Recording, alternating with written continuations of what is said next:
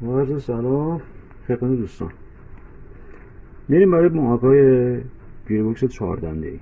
2 تا بیشتر نداره. نگاه کنید. اون 2 تا هم یه دانش بزرگه یه دانش کوچیک. واسه 5 دنده 2 تا بزرگ بود، اما جای پای محاکا فرق میکرد. مثل هم اما برعکس شد. این کوچیکه مثل همون 5 دنده رو همین شفته کلاز میفته.